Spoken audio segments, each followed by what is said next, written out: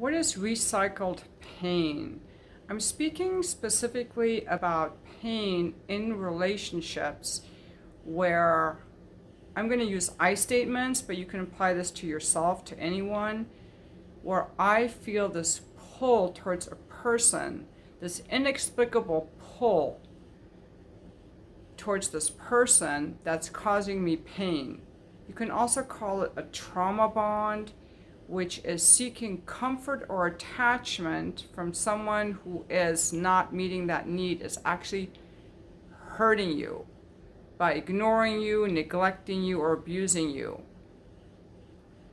It's when you're in love with someone who is avoidant, neglectful, abusive, or you're longing for someone that you've never met. It could even be a longing you have for a celebrity, a movie star. You just want this person. You can't stop thinking about this person. You're longing for this person in the same way that a baby longs for its mommy or its daddy, and that's exactly what it is. It's a replay of the way that it's my theory, okay, which I've read in a few places, but also my theory, I haven't read like a scientific study on it, a replay of the way that we felt toward our attachment figure who couldn't meet our needs, and they can't. There is no parent in the world that can meet all your needs. It's impossible. Okay, now a lot of people have had really traumatic childhoods with abuse and neglect. But even if you had parents who loved you, they were often unavailable to meet your needs, and although spiritually we're complete, in the world of form we have limitation. And as babies we're so needy, but our parents can't always give us what we want. Sometimes they have to cook, or they have to work, or they're tired, or they're sick, or they have to take care of another sibling, or they have to give us a boundary, or the kid doesn't want to play with us, or we're embarrassed because we don't know the answer in class. Like we accumulate trauma as children. And in adult life, we get triggered when something happens that triggers the trauma. We become reactive, and reactive meaning that the way I feel is out of proportion to the stimulus. And then also we create these trauma bonds or painful bonds or recycled pain, but continuing to go for the kind of love that we felt as children, this unfulfilled love. Now, in my particular case, I had a really hard time figuring this piece out for myself, because I don't have any memories of seeking or wanting the affection of my parents. I had a really hard time figuring this piece out, because in my case, my parents loved me, and I felt they loved me, but I also had stopped looking to them for emotional comfort long ago. I don't remember ever going to my parents for emotional comfort when I was upset over a boy who blew me off or something that happened with the kid. I always had to take care of my own stuff. So I had to imagine being a little child wanting my mom, who was busy with my siblings, and she couldn't come to me, and feeling just wounded or feeling separated, that longing. That's the same longing that I remember having for men from the time boys from the time I was little. And that was my pattern of going for unavailable men because my parents were unavailable. So what does love feel like for me? The only love I ever knew, and I would always say my parents loved me, but they still are to this day emotionally not available. I can't go to them when I have a problem. I go to other people. So I have this wound. I'm not going to blame my parents, because just seeing it gives me a lot of power, but it explains why I would long for these men who wanted nothing to do with me, and why my marriage, my only long-term relationship, which was a marriage of 25 years, was with someone who was avoidant. I was okay with avoidant because that's what was familiar from childhood. I didn't like it. That's the problem. See, we don't like the pain, but it has this pull. It has a pull because it's an attachment wound and it's familiar. Okay? Now, just realizing this for me just shifted everything, because I realized this isn't about Joseph or Sammy or any of these guys. This is about me reenacting a baby wound. It just really made me not really desire them anymore. I saw the illusion for what it was. That's the first thing I wanted to point out. But this particular piece, I think I've talked about actually before, because Jenna Ryan, she has a YouTube channel called Self Love You. She made a video about this a few years back, saying that when you're wanting this guy who's treating you bad, it's really you just wanting your parent who didn't give you what you wanted. I had a hard time making that connection because I don't remember ever wanting my parents. See, I closed off to looking to my caregivers for comfort way back when I was like 4 or 5 or before. I don't even remember looking to them for comfort, because they weren't available, and I was always sort of very independent. So I decided I'm just not going to go to them. I'll solve my own problems. I'll handle my own feelings. So I was always a little bit closed off, but what kind of love feels familiar? And that's what people go for. That's what I want to call recycled pain, because it's painful to be separated. And to some extent, we're all separated. You know, it's painful to be separated, but that becomes familiar. So then when we encounter it in adult life, it's familiar. We don't know anything else is possible, and the brain always seeks the familiar over the unfamiliar, even if the familiar is pain. But if you want to break the cycle, you can see why you go for these people who hurt you, ignore you, neglect you, or don't meet your needs.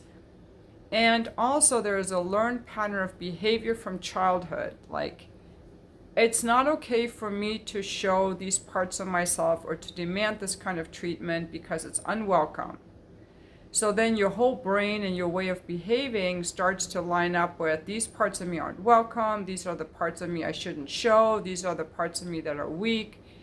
And so when I'm in a relationship with someone who doesn't want those parts, I accept it because I believe these are really unwanted parts of me that I've never really allowed myself to like, and I'm afraid that you won't like them because my parents didn't like them.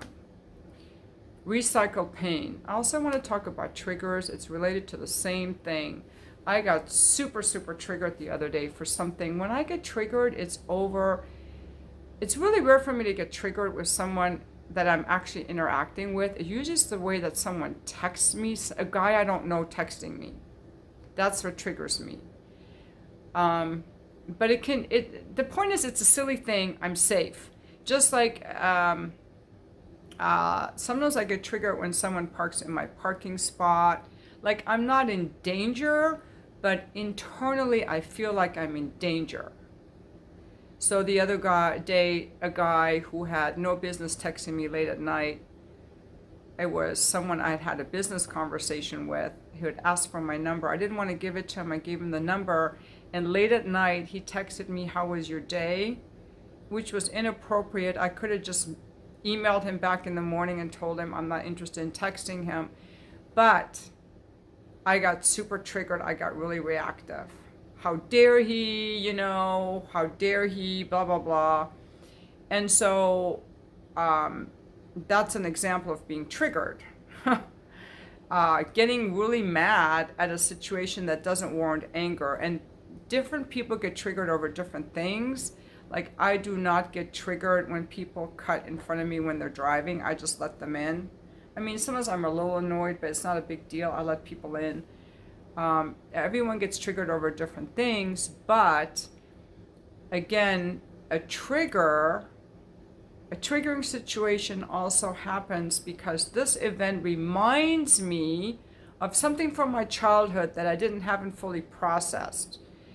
And so with that, it's good to realize it, to calm yourself down, and then respond, because nothing good comes from reactivity.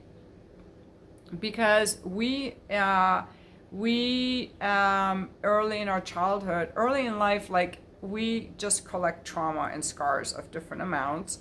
Like I said, I had a really good childhood with parents who loved me, but I have trauma and triggers too. Some people had like really horrible childhoods. And I hear the stories because I coach people, so they tell me their stories. And I'm really amazed at these beautiful people, beautiful souls walking around who were treated in their childhood with so much disregard, I want to say, total disregard. Yeah, so people have varying amounts of pain, but even people with good childhoods have pain.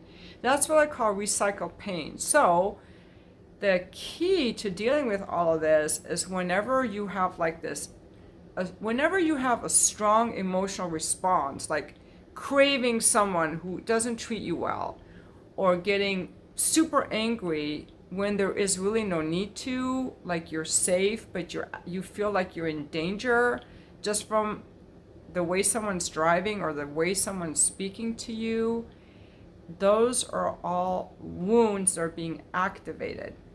So the way to deal with it is to realize this is a wound from early in my life that's activated, calming yourself down through whatever technique you want to use. And then from this Zen place, responding, deciding what you want to do about this relationship, decide how you want to handle the situation. Because otherwise, the pain, if I just react to the text guy, or I stay in this relationship just longing for this person, trying to get them to change, trying to get them to love me, trying to get them to be who I want them to be, that trauma stays in me, and I'm just going to keep recycling it. You have to break the recycling by looking it in the face, seeing it for what it is, and comforting yourself. That actually releases it.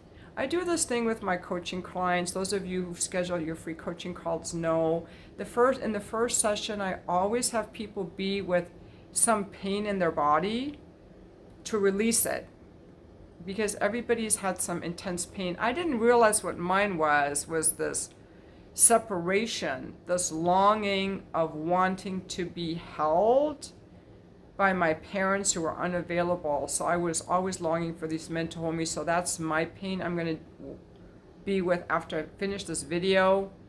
Then on the second coaching call, what I have people do is I do the Byron Katie technique of questioning your thoughts. And because people will make certain stories around their pain, like nobody wants me, I'm not good enough, people are judging me, people are out to get me, nobody cares what I really want. All these stories come out of that because the pain body causes thoughts, and then thoughts cause pain. So it's a cycle. So the only way that I know to kind of zen out the recycling of pain is to be with a difficult emotion, question our thoughts, and then take really good care of our health through exercise, food, and sleep. Because otherwise, life can be really fucking hard, you guys. Life is already hard in the world of form, but we don't have to make it worse by being neglectful of our health and recycling our pain. I'm really passionate about this topic of helping people with their pain, because all the pain I've had in my life was fucking self-inflicted. I didn't have people who hurt me for no reason. I inflicted my own pain by longing for guys who were unavailable or emotionally avoidant, and longing for them, and not knowing how to break the fucking cycle, not understanding it, not understanding what was happening, and wanting to understand what was happening, not wanting to be in that pain. And I'm pretty sure this is that this recycling of pain from childhood, the pain of separation, or for some people, the pain of being told they were no good, or of being abused or mistreated. And then keep going for an abusive guy or abusive woman because your parents abused you. So that's all you know.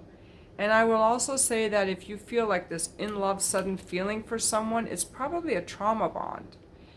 Real friendships take time to develop and nourish. Of course, it could be a karmic connection, but I would be very suspicious of these. If you feel like in love when you meet someone, I would really have like a bunch of friends around me to check for red flags on this person, because that's a clear warning sign of a trauma bond, because our brains, we pick up on all these nuances from people. And what's familiar from childhood, and what's familiar from childhood isn't always what's good for us. I hope this video has been helpful, you guys. I'm still offering free coaching through the end of March 2021. So if you contact me today or tomorrow, we can schedule the free coaching calls. I am doing them over Zoom now. Everyone's going to be over Zoom, and I want you to commit to 2 sessions. The first session, we deal with your emotions, your pain body, and we do a somatic guided imagery on that emotion to release it, which everyone always feels really good when we're done. And then the second one will be about questioning your thoughts. And I only want to work with people in pain. That's what gives me the greatest pleasure, because these people come to me in pain, and by the end of the call, they feel happy. So I feel like I made a difference. I don't want to work with people who are just trying to level up their life, or business coaching or something like that. I want to talk to people who are in pain, because that's where I'm good at helping. I also don't want people to contact me if they just want my attention, or they think I'm pretty, or they always want to get to know me. I want to talk to people who are struggling. If you've had trauma, I'm not a therapist, but I've helped people with trauma. So if you have got some kind of childhood neglect or anxiety or depression, I want to help you. I'm doing these for free because I'm now trying to really get people with trauma and see if I can help them. And then eventually, I don't know where this will lead, but that's what I want to do right now. Thank you so much for watching my video on the House of Pain. I like that. I like talking about pain. I think we should talk about pain. Pain is real. And I also think we should talk about suicide, because people think about suicide. I'm perfectly comfortable talking with people about suicide. I'm not a therapist. I'm not going to report you to anything. And I think it's bullshit that people can't have a discussion about, why am I alive? Sometimes I think about killing myself. I've had those thoughts. I didn't freak out about it. It's the same thought I had about, well, maybe I'll go to that restaurant. I think it's perfectly natural for people to say, what is my life for? Why am I here? Do I have a purpose? And I think just asking that question gets rid of some depression, because you're giving yourself permission to ask. Instead, we make people feel bad for even having the question. So I want to normalize how people feel. I create this very accepting space for people to feel accepted and be with what is. And when we do that, things relax and shift and transform internally, and then the world appears different. What we want is different. I'll give you one little example. It's very superficial. So everybody in my family knew, my kids knew, that when I went out to eat, I do not like the waiter taking my plates away. When I'm done eating, I want my plates still here. I don't want them touched. And I even got to the point where I would tell the wait staff, don't move my plates when I'm done eating. And as I'm going to Landmark, I'm doing a bunch of internal stuff. And one time I'm out at dinner, and I would go by myself, sit at the bar. I noticed as soon as I was done eating, I pushed my plate away. I'm like, what? What was that? And then I started pushing my plate away, and now I don't mind when they get my plate.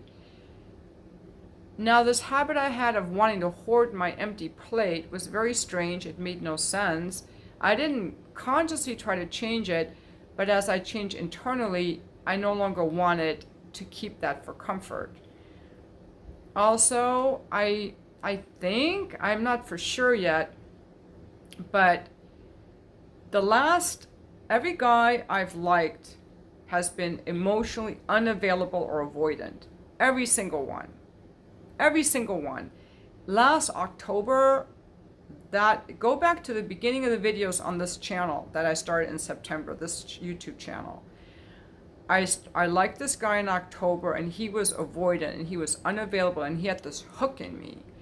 And after I ended it with him, which was just like 10 days of this thing with him, I started really exploring what the fuck this was all about. And that's when I came across Jenna Ryan's YouTube page and the Self-Love You, and the fact that wanting someone that's unavailable is like a child wanting its parent. It's reliving that trauma.